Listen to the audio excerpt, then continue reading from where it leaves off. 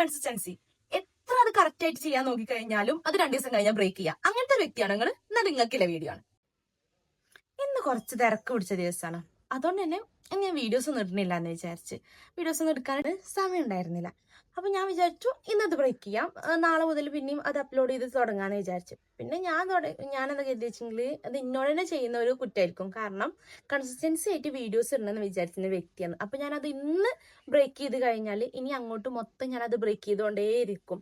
അപ്പൊ അത് വേണ്ട. അപ്പൊ നിങ്ങളുടെ ലൈഫിൽ നിങ്ങൾ കൺസിസ്റ്റൻസി കീപ്പ് ചെയ്യണമെന്നുണ്ട് ആഗ്രഹിക്കുന്ന ആൾക്കാരാണെന്നുവെച്ചെങ്കിൽ നിങ്ങളുടെ ഒരു കാര്യം പറയാം. ഈ മുകളിൽ കാണുന്ന സംഭവം കണ്ടോ? ഇത് ഞാൻ 2025 ജൂലൈ 14 ഞാൻ എന്റെ ഫോണിൽ എഴുതി വെച്ചിട്ടുണ്ടായിരുന്ന സംഭവമായിരുന്നു. ഈ സംഭവങ്ങള് കുറെയൊക്കെ ഞാൻ ചെയ്യുന്നതാണ്. പക്ഷെ ബാക്കിയുള്ള ഒരു 2-3 ഞാൻ ഇത് ഇപ്പോഴും സ്കിപ്പ് ചെയ്തുകൊണ്ടേ ഇരിക്കുന്ന കാര്യങ്ങളാണ്.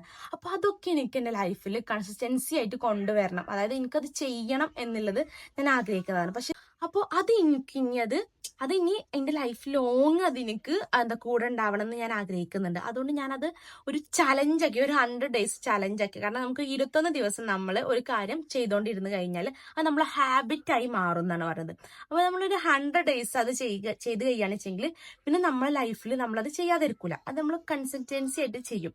ഇനി അങ്ങോട്ടുള്ള എന്റെ ലൈഫിൽ കുറച്ച് വേണമെന്ന് വിചാരിച്ചിട്ടുണ്ടായിരുന്ന, അതായത് കൺസിസ്റ്റൻസി ആയിട്ട് വേണമെന്ന് വിചാരിച്ചിട്ടുണ്ടായിരുന്ന കുറച്ച് കാര്യങ്ങളാണ് ഈ 100 days ചലഞ്ച് കൊണ്ട് ഞാൻ ഉദ്ദേശിക്കുന്നത്.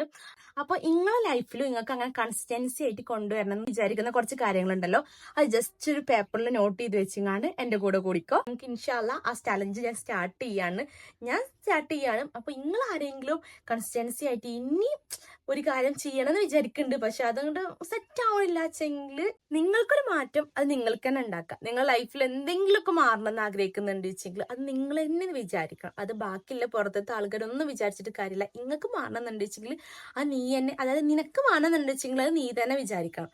അതുകൊണ്ട് കൺസിസ്റ്റൻസി കീപ്പ് ചെയ്യണമെന്ന് വിചാരിക്കുന്ന ആളുകളാണ് നിങ്ങൾ വെച്ചെങ്കിൽ ഈ ചലഞ്ചിൽ ജോയിൻ ചെയ്തെങ്ങാണ്ട് കൂടെ കൂടിക്കും.